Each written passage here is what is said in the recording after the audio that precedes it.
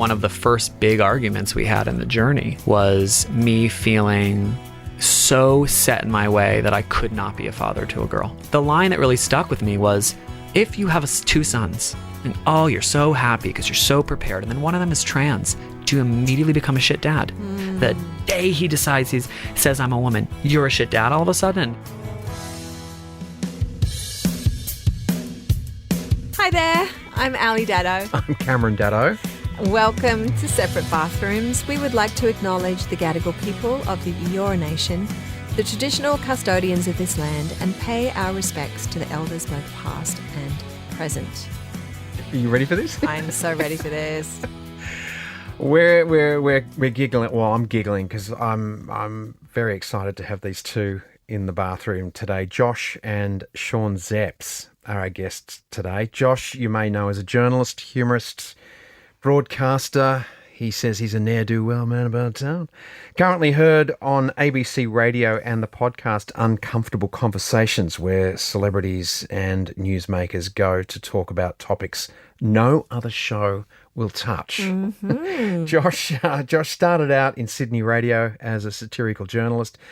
He spent quite a few years in the USA, and after a time was picked up by CBS News to anchor its Peabody Award-winning show, Channel 1 News. Closer to home here in Oz, we can also see Josh on television, rumbling with Alan Jones and Penny Wong on Q&A, and hosting The Project on Channel 10. Now, Sean, this is Josh's husband, and he's also an award-winning podcast host, presenter, and content creator.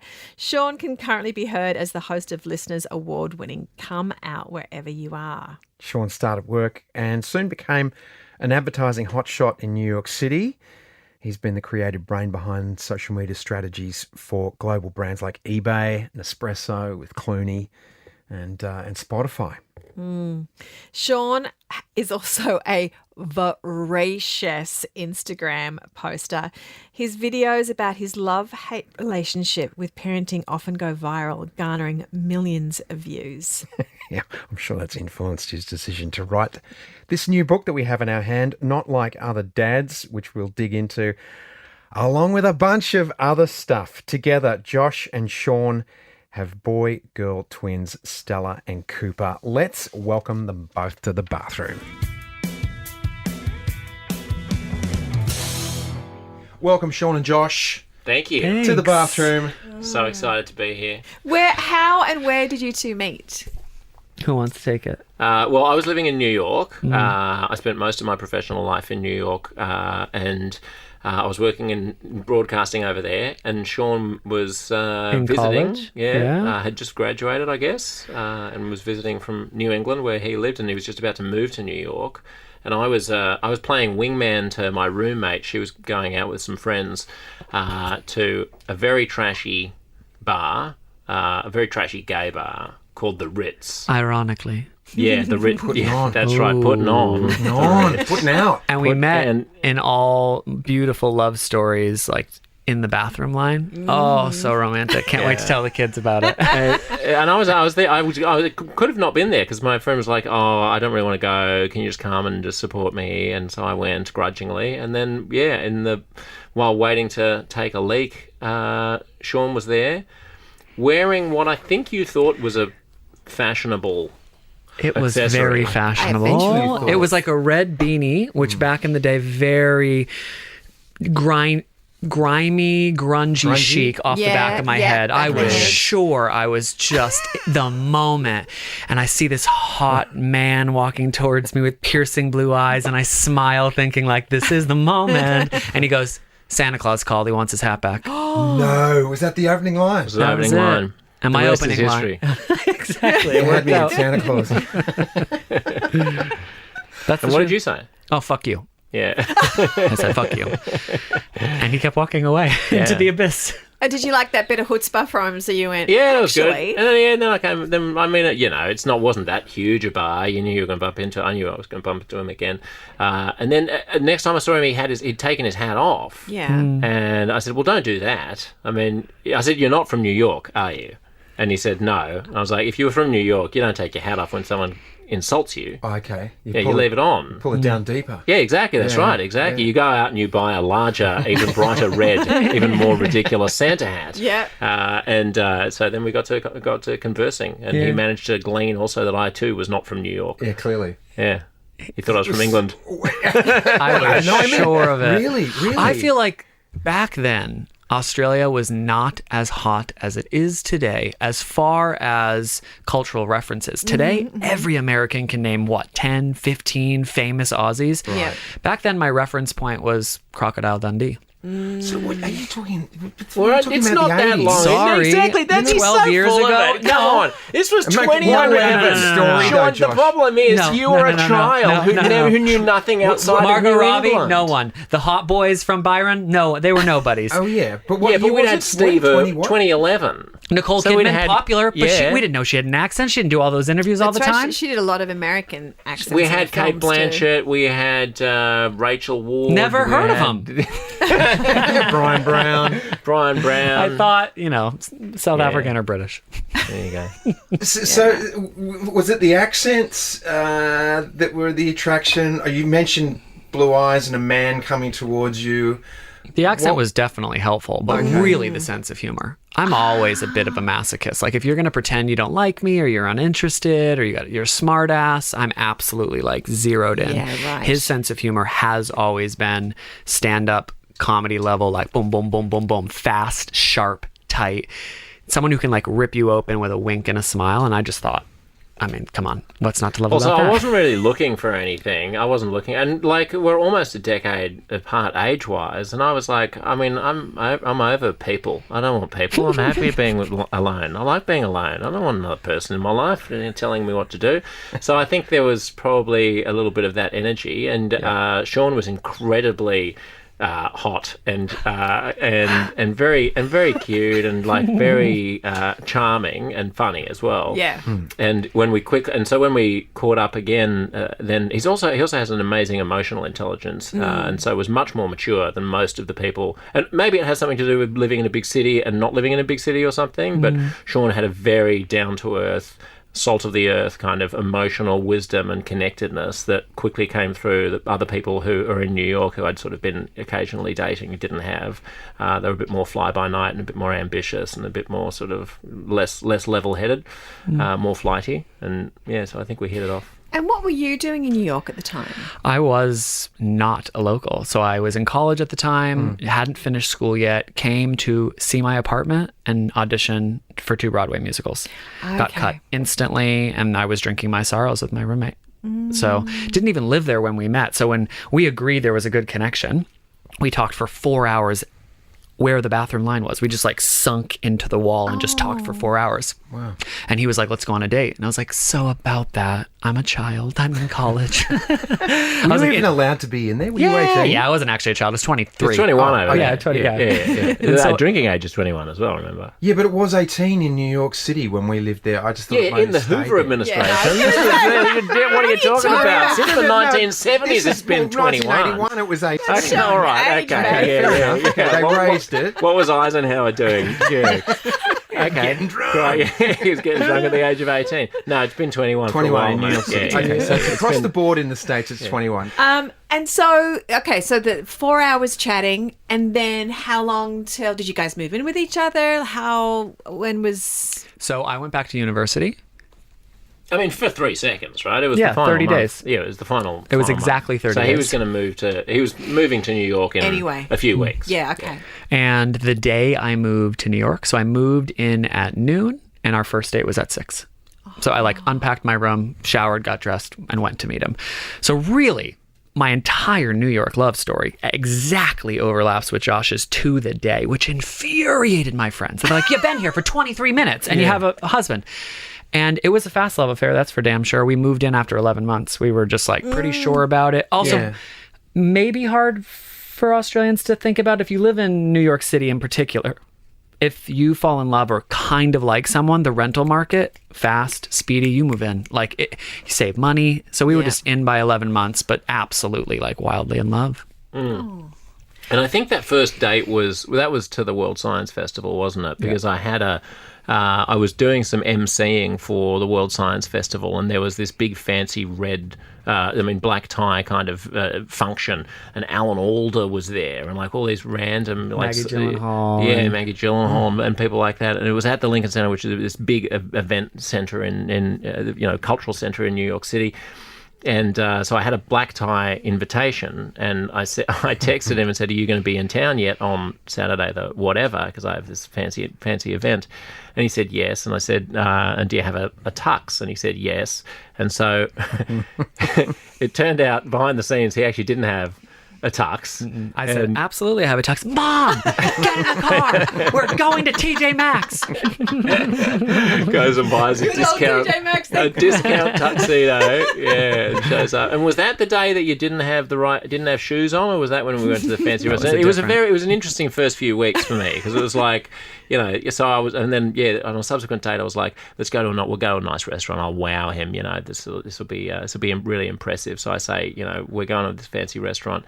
And he shows up in thongs. Yeah. You were wearing flip-flops. Listen, I crawled out of the woods before I went to New York. I was like, what are you doing? I was like, literally grew up in the woods. And so my version of nice was like a button-down plaid shirt, shorts that weren't too short, right? A little bit longer. You got to be respectful. Right. Shorts and thongs. And my nice thongs, right? These are my nice thongs. I thought that might have been a thing. You were really pandering to the Australian. Exactly. He's lucky to turn up barefoot. Yeah. Well, wearing thongs is like, wow, man. man. On the nose and would have sealed the deal.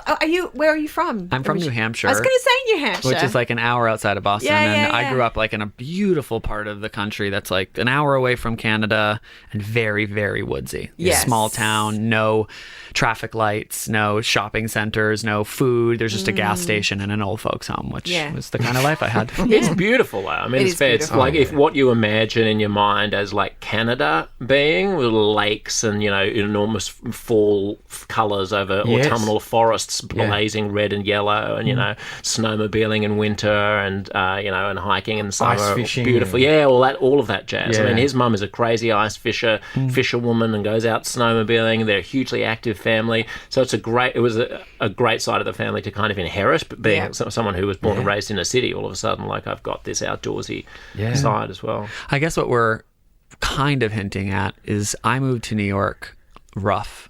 I was a dirty rock who had no experience with city life, had never had a big kid job, had never paid rent before, had never even been on a train, really. And so we're falling in love. He's been there a long time, and we accidentally fall into like a teacher student. I would have to text him and be like, I'm lost. What is 138 and B mean? And he'd be like, okay, get off the train, walk up to here. You're walking in north. I'm like, which direction is north? And he's like, oh God. He was like constantly trying to assist me and help me. Yeah. And that wasn't necessarily a dynamic we each of us wanted. Yeah. We kind of fell in love, and then we're trapped in this kind of, I need a lot of help figuring things out. And he's like, I actually just want to fall in love with you. I'm not necessarily here to be the teacher. He says that because that's what his internal monologue was, of like this little kid from the woods who is intimidated, but in actual fact he has such a good cover that he came in blazing with a lot of bravura actually, and a lot of the fashion was on point, because he's always cared about fashion and image. So there was a very convincing veneer, shall we say, of like self-confidence, complete cluelessness, but combined with supreme self-confidence.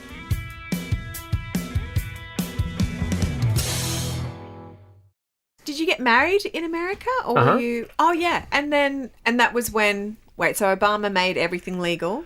And we were actually lucky to be always one step ahead, basically. We were rather one step behind the laws. Like, the laws have just kind of conveniently changed just before we ever wanted to act on it. So it was before the Obama Obergefell decision, which was the Supreme Court decision that made it legal everywhere. Yep. It was a state-by-state thing anyway. So it was legal in New York. It was actually, I think it was just after... or before. Was it after or before? I don't remember. But it had been legal in New York for years anyway. Yeah. But then it became legal everywhere. When we started talking about wanting to be together forever, it wasn't legal, but you could get a civil union. Then we could... Or was it legal in New York at the time? Because I remember we celebrated afterwards, because I was like, what are we going to do? We're like married, but like, is it going to be able to happen? And then it happened, and then we got married, and then we moved here. And then 2 weeks later, it passed. It was just Oh, everywhere yeah, that's we right. went. We came here, wow. literally, Okay. we were here just a couple of weeks before marriage equality was passed in Australia as well, which funnily meant that we were one of the first people. So here's a quirk of the law. When they passed marriage equality in Australia, it took a week, I think, or 2 weeks to come into effect. But anyone who was already married was functionally married at the stroke of midnight on the day that it was passed. So everyone who had been married abroad in a same-sex relationship had a week on before anyone in Australia could You're get talking to could the get married. first ever gay married people. First ever gay Trailblazers married on the right stroke here. of midnight. Yeah, there you go. How amazing. That's going in the notes below. Yes. The first ever. Yeah. Along with all other foreign same-sex couples. And so how long, Josh, were you in the States for? For 12 years. It's a long time. Yeah. How was the your entry into Australia, your assimilation to Australia, and then your re-entry into Australia after 12 years? How was that? I'm glad they're talking about this because they only ever ask me. But he was going through the same thing at the same absolutely. time, and just people completely think, oh, he's Aussie, he's come back every couple years. No, it's not that. I think mine was probably a little bit easier in the sense that, as far as the culture's concerned, I had come every year or every other year for about 8 years. I knew enough. I was married to an Australian. He had befriended a lot of Aussies in New York. I knew enough. And I started to do a little bit of research. The unexpected culture shock, the food not being available, maybe there being different kind of colloquialisms and words that are used on a regular basis that leave you feeling like an outsider. But I worked in advertising and I was obsessed with Aussie advertising. And so I kind of felt like I understood a little bit more. And then when we made the decision to move, it became my everything. Talking to people about it, what's it going to be like? Of course it was challenging and of course it was difficult. But I think maybe we just expected it would be easier for you. Your friends are here; it's fine. Well, I mean, part of the thing was we'd had kids 2 months earlier. Oh, the kids were born in the States. Kids were born in the States. Okay. And we spent the first 2 months of their life with Sean's in-laws, which was great because we had all their support for like those first 8 weeks of madness. Yep. But then we came here, and it's very hard to conceptually disentangle what is the experience of moving back to Australia and what is the experience of being a new parent. Right. Because it's all tainted by those heady early days. My folks were living in the UK at the time. His folks were in the US. My folks were in the process of moving back here, largely to help out with the kids, God bless them.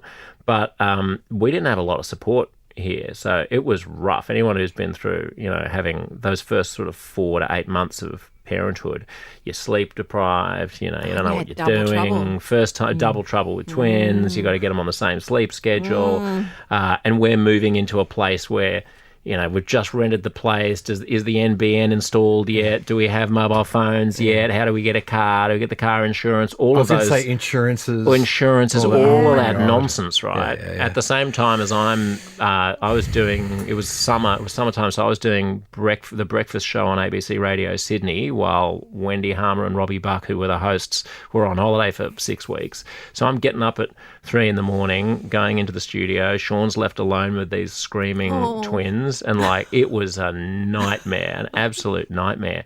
And people sometimes say, do you miss New York? I was talking to a friend who said, do you miss your time in New York? I was like, I do miss New York. It's a fabulous city. And they were like, oh, what do you miss about it? And I was like, I love just sort of hanging out, and at 10 p.m. a friend will text me and there'll be a million different places that we could go out to, and I'll go out to any one of a number of bars. Or they're all open until 4 a.m. We can find ourselves slurping some Chinese noodles at 4 a.m. and then just come straight back home.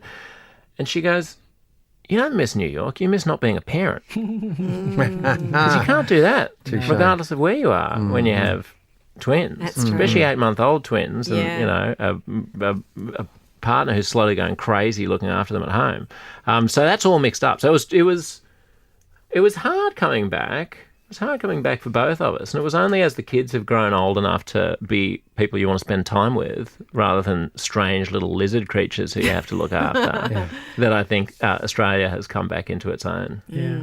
I mean, what I thought the question was how does it feel to move here? And I guess as far as that's concerned, this is a wonderful place. And at the time, Trump had just come into power. Josh and That's I were when we very moved. You came out overwhelmed. at the same time we did. It was, Yeah. we made a pros and cons list, and I wasn't joking. I said, if he wins, I'm fucking out of here. And Josh was like, I'm going to hold you to that. Yeah. And it was just a time where there was unease, there was tension. Yeah. We weren't fulfilled professionally. You're starting this new experience and moving over. So that's one thing. Coming here felt kind of like, whoosh, no more guns, beaches everywhere. What a great place to raise kids, parks. That's kind of box A. And then box B is how we handled parenthood, which was terribly, absolutely terribly. It was a shit show. I wouldn't advise anyone to move to a new country with 2 new babies, Yeah. a empty home. Our stuff got delayed by 3 months, so we didn't have anything. So did ours. It always does. It doesn't always does.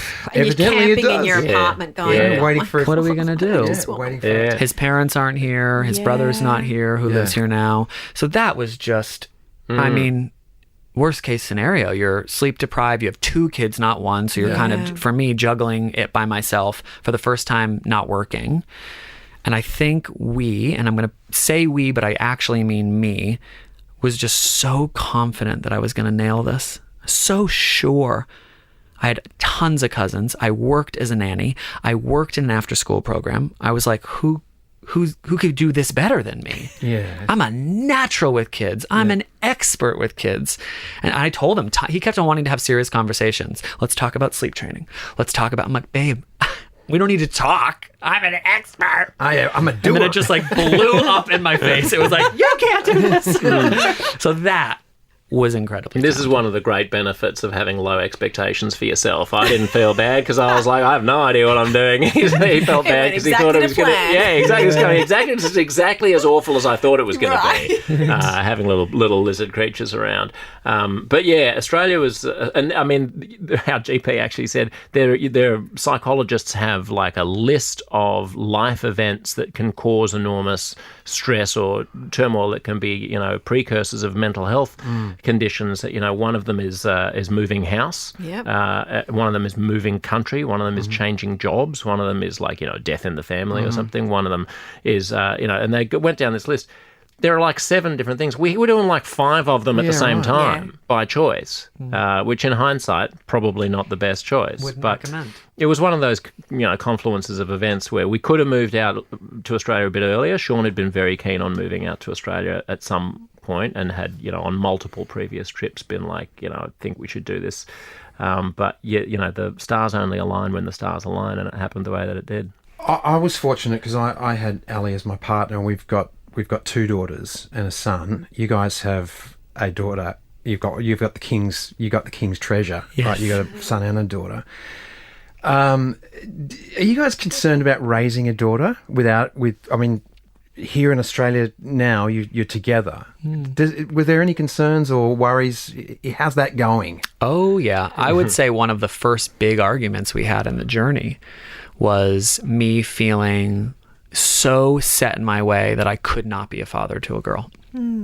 That and it seemed very true in my mind. I had all of these different reasons to back it up, but that every girl must have a relationship with her mother. And if she doesn't, she has somehow failed as a woman.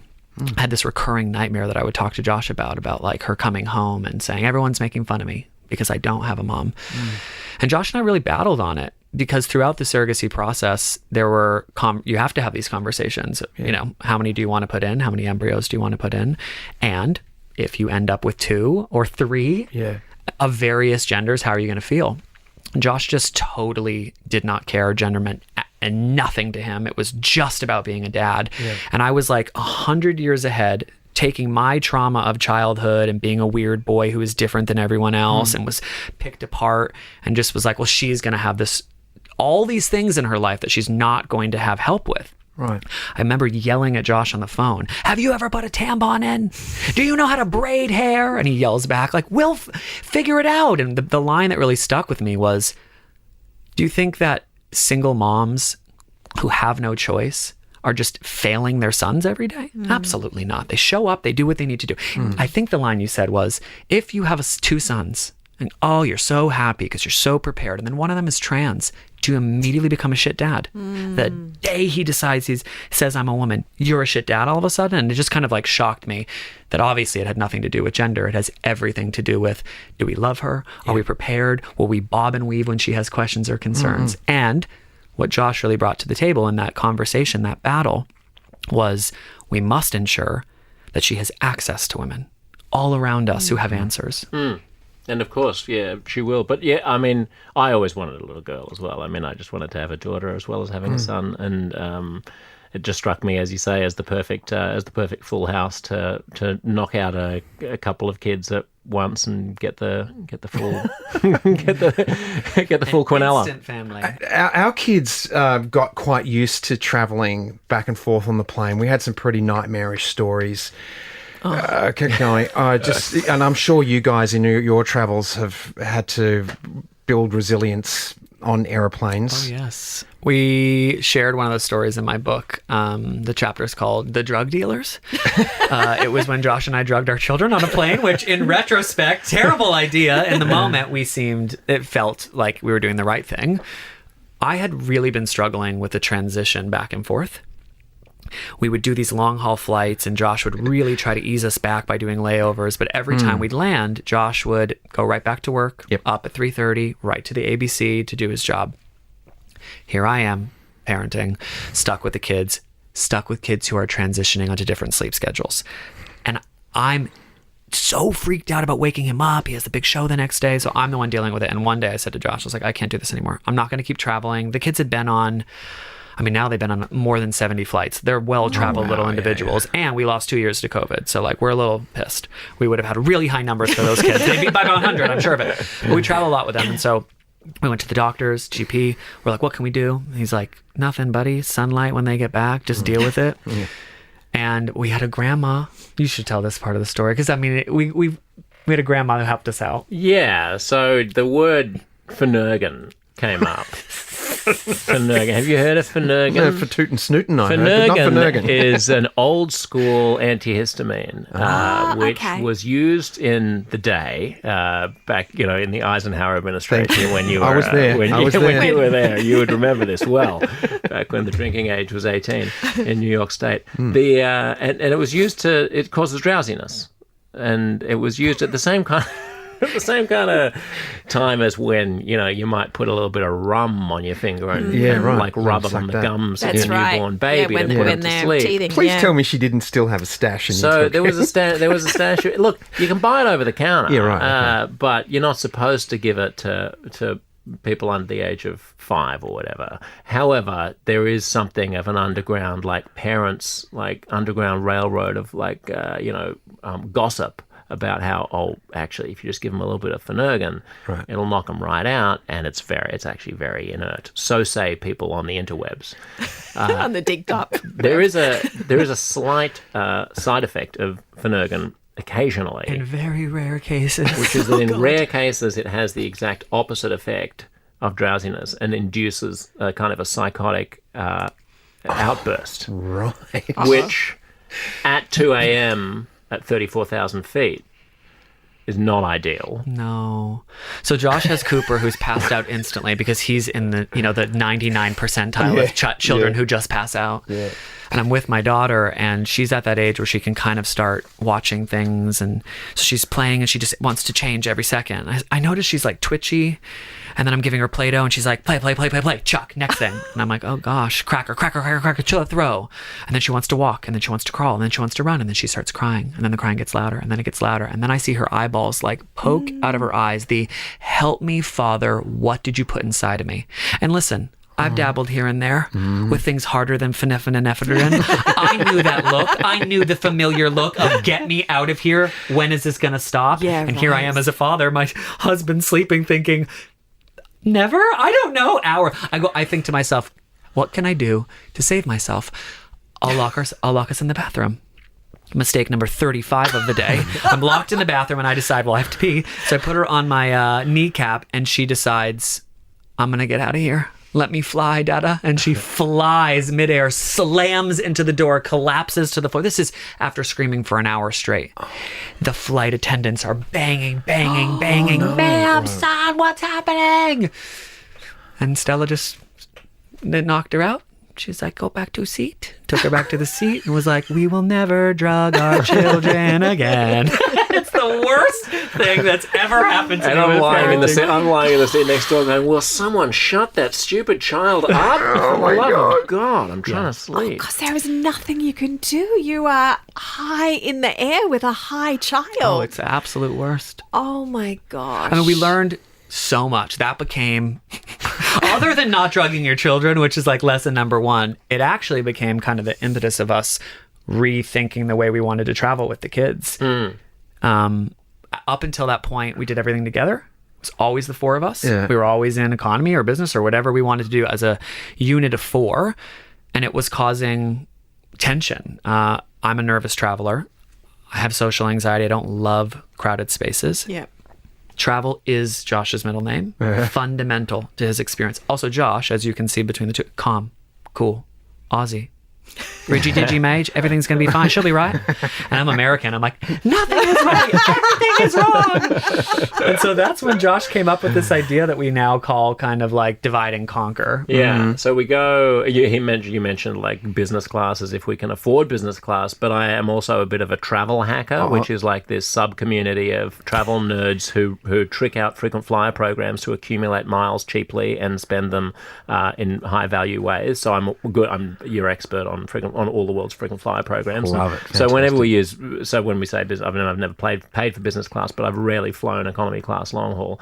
And so, but it's once you have a couple of kids, then all of a sudden you need basically the same number of miles for children if they're over the age of 2 as you do for a grown up. So I'm not going to be doing 8 like seats to the States, and there's no point in having kids in business class or first class anyway because they're just annoying. But also the other business class guests. Well, that's right. They don't love it. No, I didn't pay for this. They don't love it. Yeah, exactly.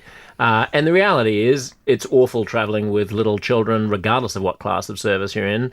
So after that, I started thinking, well, why don't we just split it and one person be in economy class with the kids in one direction and the other person be in business class, and then just tag team and switch it up. So there's always one person on a long haul coming off a long haul flight who's just refreshed, and that's basically now the way that we always do it. Because also neither of us like each other when we're in an enclosed space and the kids are acting up. You know. Yeah. It's like, who wants to be constantly judging why the other parent isn't doing more to shut the kid up or like to get the yogurt pouch out of the overhead compartment or to shove a rice cracker in a child's face. It's like, just leave it up to me. I'd rather just deal with it, and it's going to be horrible anyway. I'll deal with it for 8 hours or 10 hours or whatever it is, and I'll see you at the other side. Go and have some champagne up the front. I don't care. It absolutely works. I know every parent who's listening agrees. Sometimes parenting is easier by yourself. You don't think about them. You don't get angry they're not doing something. You just make it happen. When Josh travels or I travel, you just get stuff done and you don't complain about it. And sometimes when they're around, you're like, why is he not doing that? Yeah, that's the other thing we do. We take holidays separately as well. I've just been off backpacking around West Africa. He's going to Bali next week, and I'm just staying with the kids for 10 days. That's all right. And you've done this every year you've had kids, right? Pretty much, except for the pandemic, When Josh and I had kids, one of the things he brought to the table that I really loved was the non-negotiables. What is a part of who you are that you need to keep? And he was talking to me about how important travel is to him. It's not really that important to me, to be honest, but it's such a fundamental part of who he is. And he was like, how are we going to be able to make that work? There's a lot of pressure outside of this family dynamic of people going, you are failing your kids if you're not together all of the time. You don't love your husband if you want to take a break from him. And we just didn't agree with that, or we decided together. And it started to kind of pop up in other parts of our life. Like, okay, well, I'm going to need to play tennis a couple times a week. You need to be with the kids so that I can do that for me. And I think the travel thing is this like non-negotiable every year. I have friends, parts of the world and experiences that we do not have connections on. And that's totally okay. In fact, it makes us better parents and it makes us better partners. So I'll go away for a week. In 2 weeks, I'll go to Bali with my best friend and have just best friend time. Yeah. Void of my parenting responsibilities, void of my partner responsibilities. Yeah. Connect to who I was before kids. And every time I come back, I'm a better father. Yeah. Every time I come back, I'm a better husband. And every time I do it and I talk about it publicly a lot, you always get the eye rolls. I could never leave my kids. My husband would never let me do that. I don't wait for him to tell me what I can and cannot do. There's no letting anything. But most importantly, we actually do it for each other. He gets it, and then I get it a couple weeks later. I think what you said is really valuable, Sean, about like we don't actually want to be together all the time. I think it's so okay. It has to be made so much more okay for married couples to say that. That doesn't mean that you don't love each other because you don't have exactly the same interests all the time. And talk about seperate bathrooms, like have a few separate interests, right? Separate bathrooms, a separate bed, separate holidays, a snoratorium. But friends of ours in LA, they're wealthy enough to be able to do this, but they have 2 houses. And he spends time in his house, and she's got a gorgeous house of her own. And they come together and they do that, and they raise their kids, and they're great pals. Yeah, right. It's like, that's an interesting way to do it. But we do like still living with each other. But it's just, when he goes on holidays, he wants to, just relax and do nothing, and then go out to big gay clubs, don't you? And I don't like doing any of that. And when I want to be wandering around, hiking, and seeing new crazy things and eating insane things, and he just is like, why would I want to come back from a holiday and need a holiday? He just came back from Africa, and we're on Skype for FaceTime one night, and I'm like, how was your day? He was like wiping sweat from his face, and he's like, sorry, there's no aircon, and I hiked for 11 hours and I got to the top of the mountain, and then I saw a dungeon that had been from 1804, and the food is terrible here, but no one speaks English, but it's great. And I'm like, that is my personal hell. I need an air-conned first class room. I need the food delivered to my cabana while I'm sitting in my Speedo, and it's like, and that's okay. We don't want to travel the same way. Do we go on family holidays? Oh yeah, every year, all the time. We love traveling, I guess, with the kids once we're there, once we figured out how to travel. But come on, you can't want to do everything the same as your partner. You have to give yourself the opportunity to stay connected to who you were before. That makes you just a better human. We believe it, at least. It's such great advice. And Al said it this morning. She goes, they spend 3 weeks by themselves each year. They go on holiday. She goes, well, you do that anyway. I'm like, wait a second. It's not true. We spent 3 weeks. I'm glad to hear it one time. One time at band camp. It's generally 1 week. Never again.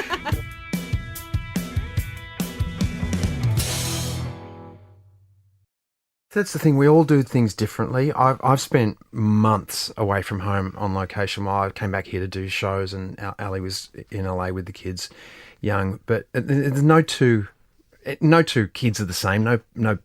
None of us are the same, thank God. And you two are certainly not like other dads. And this is the book. This is the book. Sean, that you've written? It's fantastic. And can you just give our listener a bit more insight into what it is? Yeah. So during the pandemic, I was at a bookshop when things were open in between the 2 lockdowns, and I went up to the woman at the front and I said, "Do you have like a queer section?" And she's like, "No, we definitely don't. But like, what books do you want?" And I was like, "Oh, I don't know." So I started looking up books on my phone, and I just told her some of them, and I took some home, and then I would go to the next bookstore, and I was just constantly becoming interested, obsessed with finding books about my community. I realized that I had lasted until I was 29, 30, and had never read books about us. You don't learn about our history in school. You don't really, outside of kind of Mardi Gras or Pride, get an opportunity to stay connected to our love stories. I had never seen, really, until I got older, my life portrayed up on the big screen. And so I started reading all these books. I went through probably 6 months where I was just devouring queer literature, and I looked for parenting books. And I wanted to find like a parenting love story. Like, here's these queer people who went on the parenting journey. I couldn't find anything.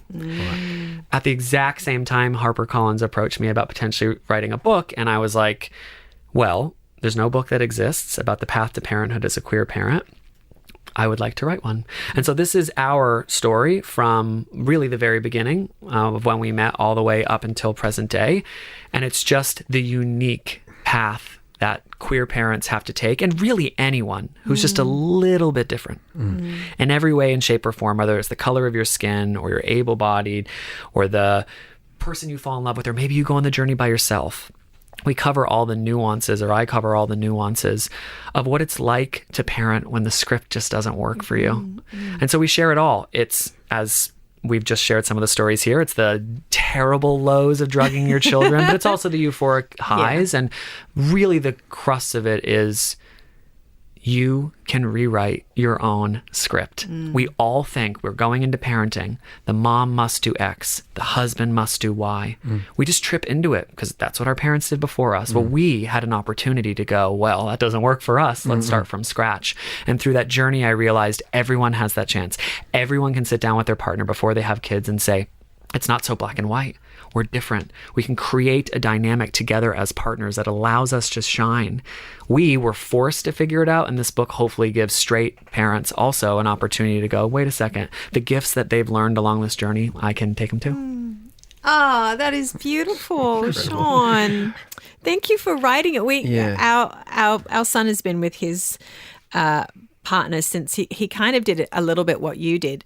He arrived in Australia and went on Grindr and found his boyfriend. We didn't know that at the time. The story he spun us was a friend of a friend, but then we find out later on. It doesn't matter. They're together 6.5 years later. They're still together, and they've just started talking about when we have kids. And I'm like, now there's a book. Yeah, you're gonna have to sign it. Of course they will. Absolutely. So I love that. That's going to be really important. And mate, it clearly means a lot to you. I was trolling your Instagram going, this guy's freaking genius. He's so funny. Thank you. And then I got to the post where you were opening the box with a box, and I'm waiting for the punchline. I'm waiting for the kicker.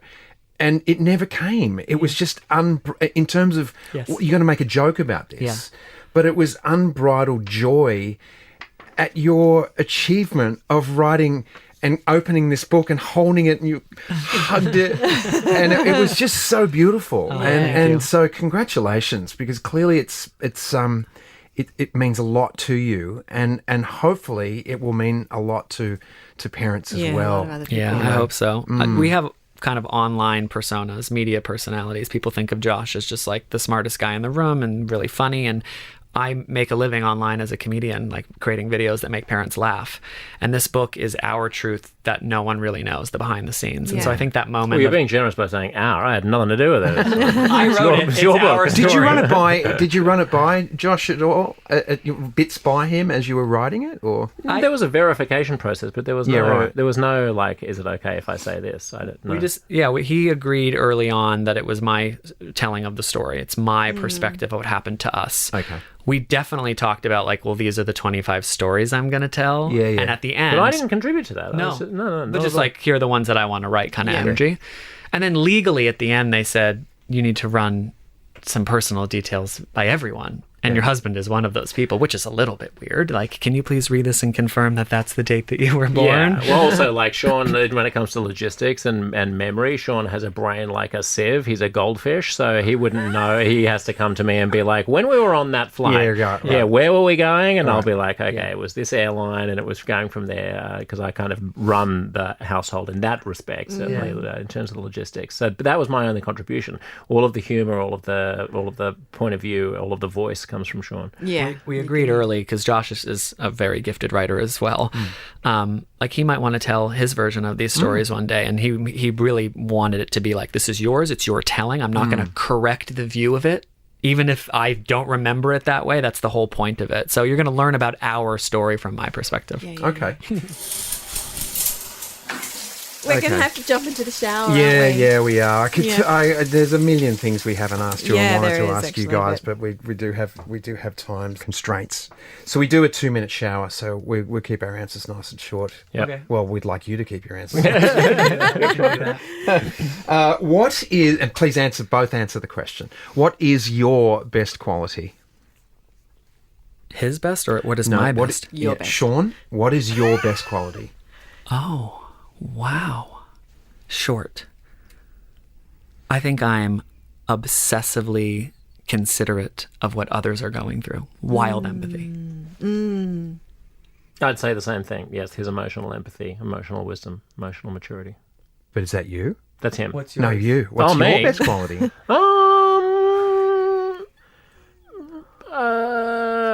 Being free of bullshit. Okay. What the world needs more of is... Less rigid boxes, less confinement and structure and obsession with labels.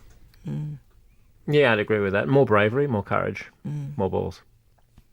More balls. What does your perfect date look like? A road trip with my family, deep, far away from cell reception. Yeah, that'd be pretty good. Well, no, my ideal date would not involve the children. It would be us in first class. Yeah, exactly. Be us in like Etihad's first class apartments on the A380, probably. And a nice hit of fentanyl. Yeah, that's right. And some Finnegan to knock us out. But then some dirty backpacking after that, apparently. All right, last question. One word to describe each other. If you can do it in one word. If you can't, it's okay. Brilliant is the word that keeps coming to mind. Adorable. Oh, I'll take it. Brilliantly adorable, you two. That's right. Josh and Sean, thanks so much. Thanks so much for coming and gracing us with your everything. It's such today. a pleasure. Yeah. An absolute blast. Thanks Yeah, for having us. it's a real honour having both of you. Not Like Other Dads is the book. As Sean says, it's not just for gay dads or lesbian mums. It's for everyone. It's a great, I mean, you tell stories like, you know, Like they're your stories. like, It's you. like, wow, Yeah. they're hilarious. Yeah. So yeah, please check it out. We'll put a link in the show notes for where you can order it. Thank you, guys. Thanks, guys. Thank you. I think there were a million more stories those two could have told us. Well, I know there's a million more stories. Right? You could just feel it. There was just so many. And there's the book. So Yes. we know there's a bunch more stories in the book. That is right. And also, given their careers, their time in America, I mean, Josh is like an icebreaker in America. What he's done and been able to achieve over there. I mean, just talking with people like Joe Rogan, and I mean, he's a regular with Joe Rogan. Yeah. I think Joe Rogan, aside from Howard Stern, is probably the biggest podcaster in the country. True. Yeah. Been amazing. So just to be sitting with those guys just then, what a privilege. And we could have doubled that time easily. So I know Absolutely. I'm left with a whole bunch of questions that I wanted to ask, but we just didn't have the time. I know. today. And, well, at least you can always catch Josh on his Uncomfortable Conversations podcast. He's Yes. got that. You can always find Sean not only through his books, but his Instagram. And that's where he posts the hilarious videos of his parenting, life. Yeah. So you can and catch he's got a them on it. podcast too called Come Out Wherever You Are as well. So that would be, I'm sure, highly entertaining as well No and doubt. informative. No doubt. That's great. Oh, so fun. I just love that we get to talk to so many interesting people in Yeah. a bathroom. Very fortunate. Yeah. Very fortunate. I hope you enjoyed that podcast as much as we did. And thanks so much for listening.